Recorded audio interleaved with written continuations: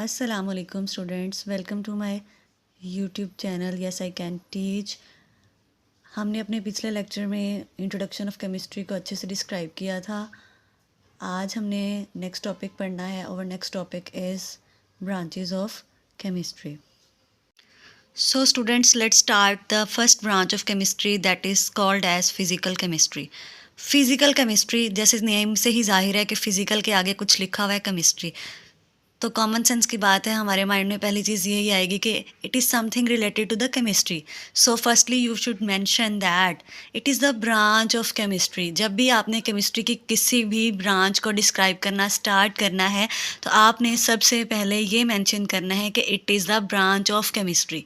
Okay, अब ये सबसे पहले तो आपने ये बता दिया कि ये केमिस्ट्री की ब्रांच है। अब इसका क्या काम है, इसके क्या यूजेस हैं, इसका क्या स्कोप है, ये मैटर की कौन कौन सी प्रॉपर्टीज़ को कवर करेगी, या ये मैटर की कौन कौन सी चीज़ों को डिस्क्राइब करेगी, वो आपने बताना है। ठीक है, तो सबसे पहले आप बताएंगे कि ये केमिस्ट्री की एक शाख है। अब ये किस किस चीज़ को बयान करती है, या किसके it deals with the physical properties of matter. आप लोगों को जब मैंने इंट्रोडक्शन ऑफ केमिस्ट्री पढ़ाया था, केमिस्ट्री की डेफिनेशन में एक वर्ड था कि जो केमिस्ट्री है वो मैटर की प्रॉपर्टीज़ को भी डिस्क्राइब करती है। फिर मैंने आपको बताया कि मैटर्स की दो तरह की प्रॉपर्टीज़ होती हैं, फ़िज़िकल प्रॉपर्टीज़ भी और केमिकल प्रॉपर्टीज़ भी। फ़िज़िकल प्रॉपर्टीज़ किसी भी मैटर की वो प्रॉपर्टीज़ होती हैं जो ज़ाहरी होती हैं, जैसे हमारे पास उसका कलर होता है। ठीक है, किसी भी मैटर का, जैसे मैंने आपको पिछले लेक्चर में वाटर की एग्जांपल दी थी कि वाटर हमें कलरलेस नज़र आता है, वाटर हमें लिक्विड नज़र आता है रूम टेम्परेचर पे। ठीक है, तो ये जितनी भी प्रॉपर्टीज़ होती हैं इनको हम कहते हैं फ़िज़िकल प्रॉपर्टीज़। और इन फ़िज़िकल प्रॉपर्टीज़ को केमिस्ट्री की कौन सी ब्रांच डिस्क्राइब करती है? फ़िज़िकल केमिस्ट्री डिस्क्राइब करती है। जैसे मैंने यहाँ पे मेंशन भी किया हुआ है कि Physical chemistry is the branch of chemistry that deals with the physical properties of a matter or a substance। substance की, किसी भी चीज़ की, किसी भी मैटर की फिजिकल प्रॉपर्टीज़ को जो है वो फिज़िकल केमिस्ट्री एक्सप्लेन करेगी। ठीक है, अब फिज़िकल प्रॉपर्टीज़ में मैटर की कौन कौन सी चीज़ें आ जाती हैं जिसको फिज़िकल केमिस्ट्री ने कवर करना है, उसके लिए आप अपने माइंड में रख सकते हैं कि जैसे उस मैटर का कलर है, उसका स्मेल है, उसकी ऑर्डर है, इसके अलावा उसका वॉल्यूम है, उसका मैस है, और भी डिफरेंट चीज़ हैं, डिफरेंट पर्सपेक्टिव्स हैं जो आप फिज़िकल केमिस्ट्री में पढ़ेंगे, जिसको कौन डिस्क्राइब करती है? फिज़िकल केमिस्ट्री डिस्क्राइब करती है। अब फिज़िकल केमिस्ट्री फ़िज़िकल प्रॉपर्टीज़ के अलावा सब्सटेंस की ऐसी कौन कौन सी चीज़ें हैं जिसको एक्सप्लेन करती है? तो physical chemistry describe the behaviour of a substance. Behaviour कहते हैं रवैये को, सब्सटेंस मैटर चीज़। अब जो फिज़िकल केमिस्ट्री है वो किसी भी सब्सटेंस की या मैटर के बिहेवियर को एक्सप्लेन करती है। अब उसका बिहेवियर को कौन कौन से लेवल पे एक्सप्लेन करती है? एटॉमिक लेवल पे और मॉलिक्यूलर लेवल पे। एटॉमिक लेवल और मॉलिक्यूलर लेवल से क्या मुराद है?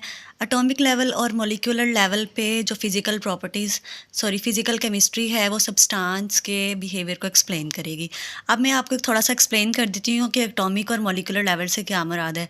क्योंकि अभी मैंने आपकी जो केमिस्ट्री की इन सेंस या इंटरेस्ट जो डेवलप करने की कोशिश की है वो मैं वाटर की एग्जांपल से कर रही हूँ, ताकि आप लोगों को इजीली समझ आ जाए। इसलिए यहाँ पे भी मैं दोबारा से वाटर की एग्जांपल को एलेबोरेट करूँगी। कल आप लोगों ने पढ़ा था कि जो वाटर होता है, वाटर का फॉर्मूला होता है H2O। अब वाटर किस किस से चीज़ से मिलकर बन रहा है? हाइड्रोजन और ऑक्सीजन से। ये हाइड्रोजन का सिंबल है, ये ऑक्सीजन का सिंबल है। हाइड्रोजन और ऑक्सीजन जब भी आज़ाद हालत में पाए जा रहे हैं तो इसे हम क्या कहते हैं? एटम्स कहते हैं। जब ये इस फॉर्म में है तो इसे हम क्या कह रहे हैं? एटम्स कहते हैं। वैसे एटम जो है वो कभी आज़ाद हालत में पाया जा सकता है, कभी नहीं पाया जा सकता। ठीक है, इसलिए आपने आज़ाद हालत को अभी डिस्क्राइब नहीं करना। जब आप नेक्स्ट चैप्टर पढ़ेंगे एटॉमिक स्ट्रक्चर का या एटम्स के बारे में डिटेल से पढ़ेंगे तो आपको पता चलेगा कि एटम्स क्या होते हैं, एटम्स की कौन कौन सी प्रॉपर्टीज़ होती हैं। ठीक है, फिलहाल आप ये देखें कि जो वाटर है वो हाइड्रोजन और ऑक्सीजन से मिलकर बना है। ठीक है, ये हाइड्रोजन है और ये ऑक्सीजन है। जब ये इस तरह से हैं तो इसको हम कहेंगे एटम्स। लेकिन जब ये मिलकर पानी बना रहे हैं, H2O बना दिया, तो इसे हम क्या कहेंगे? मॉलिक्यूल कहेंगे। अब ये हाइड्रोजन है अलग से और ये ऑक्सीजन है, ये दोनों गैसेस हैं। ठीक है, जब ये पानी है तो आपको पता है ये लिक्विड है।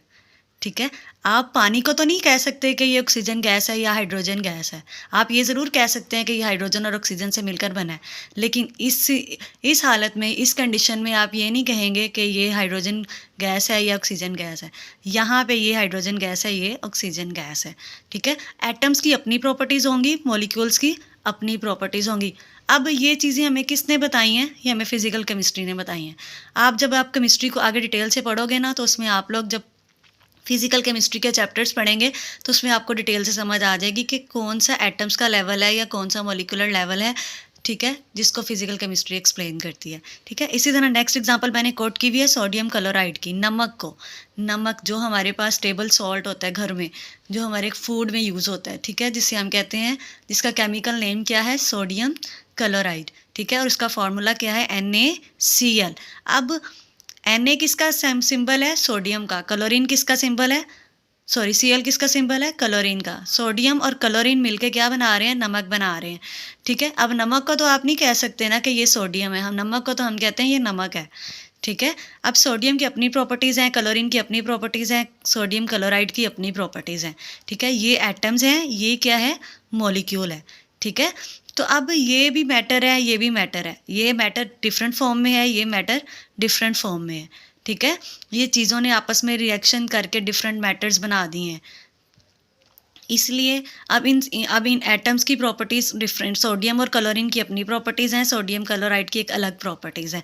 ये एटॉमिक लेवल पे प्रॉपर्टीज़ हैं, ये मॉलिक्यूलर लेवल पे प्रॉपर्टीज़ हैं, ठीक है। तो इस तरह जो मैटर्स की बिहेवियर को हम डिफरेंट तरीके से एक्सप्लेन कर सकते हैं कि जब मैटर होता है वो रिएक्शन करने से पहले किस तरह बिहेव कर रहा होता है और रिएक्शन करने के बाद वो किस तरह से बिहेव करते हैं, ठीक है। तो ये सारी चीज़ों को कौन एक्सप्लेन करती है? फिज़िकल केमिस्ट्री एक्सप्लेन करती है। नेक्स्ट पॉइंट है जिसको फिज़िकल केमिस्ट्री कवर करती है, वो है हमारे पास फंडामेंटल फिज़िकल लॉज। यहाँ पे मैंने मेंशन किया है वर्ड फंडामेंटल फिज़िकल लॉज का, ठीक है। आप लोगों ने पढ़ा कि जो मैटर है वो सॉलिड फॉर्म में भी मौजूद होता है, लिक्विड फॉर्म में भी होता है, गैसेस फॉर्म में भी होता है, ठीक है। अब सॉलिड के अलग रूल्स होंगे कि ऐसी कौन कौन सी चीज़ें हैं जिनको हम सॉलिड्स में कवर कर सकते हैं, ऐसी कौन कौन सी प्रॉपर्टीज़ हैं जो सॉलिड्स की होती हैं, ऐसी कौन कौन सी प्रॉपर्टीज़ हैं जो लिक्विड की होती हैं, ऐसी कौन कौन सी प्रॉपर्टीज़ हैं जो सॉलिड की होती हैं। इसके अलावा आप लोगों ने 8th क्लास में साइंस में पढ़ा होगा law of conservation of energy, law of conservation of mass, ठीक है। अब ये जितने भी हमारे पास ऐसे कौन से लॉज हैं जो गैसेस के होते हैं, सॉलिड के होते हैं, लिक्विड के होते हैं, उन सारे लॉज को भी कौन एक्सप्लेन करती है? फिज़िकल केमिस्ट्री एक्सप्लेन करती है। लास्ट में हमारे पास इम्पोर्टेंट पॉइंट है जिसको फिज़िकल केमिस्ट्री कवर करती है, वो है हमारे पास रेट ऑफ रिएक्शन, ठीक है। आप लोगों को पता है कि जो केमिस्ट्री है वो नाम ही केमिकल रिएक्शंस का है, ठीक है। अब किस तरह से दो चीज़ें मिलकर आपस में रिएक्शन करके एक नई चीज़ बना देती हैं, उसे हम कहते हैं एक रिएक्शन, बाहमी तामुल करना चीज़ों का, सब्सटेंसेस का, मैटर्स का। जैसे फॉर एग्ज़ाम्पल हमारे पास एक गैस होती है नाइट्रोजन गैस, एक गैस है हाइड्रोजन गैस। जब नाइट्रोजन और हाइड्रोजन को हम मिलाते हैं तो हमारे पास कौन सी गैस बनती है? Ammonia gas. अमोनिया का फार्मूला है NH3। अब नाइट्रोजन और हाइड्रोजन को जिस तरह हम नमक को पानी में मिक्स करते हैं तो नमक पानी में हल हो जाता है, कुछ रिएक्शंस ऐसे हो जाते हैं जिसको आपको कोई हीट नहीं करना पड़ती, कोई टेम्परेचर कम या ज़्यादा करना नहीं पड़ता, या कोई टेम्परेचर चेंजेस नहीं लाना पड़ती, ठीक है। लेकिन कुछ रिएक्शंस हमारे पास ऐसे होते हैं जो इंडस्ट्रियल लेवल पे, यहाँ पे मैंने टेम्परेचर के या हीट के सिंबल को मेंशन किया, यहाँ पे मैंने प्रेशर के मेंशन किया। अब ये वाला जो रिएक्शन है ये इस तरह से नहीं हो जाता कि आप नाइट्रोजन और हाइड्रोजन को मिक्स करें तो आपके पास अमोनिया गैस बन जाए, ठीक है।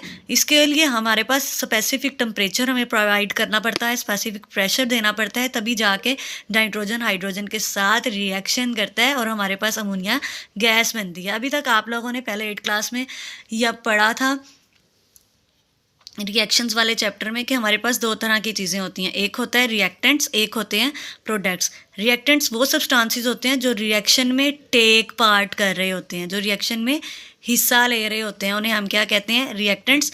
और जो चीज़ रिएक्शन में बन रही होती है, newly form substances are called as product, ठीक है। मैं आपको दोबारा से एक्सप्लेन कर दूं कि आप लोगों ने पहले पढ़ा था You are already familiar with the term reactants and the term product.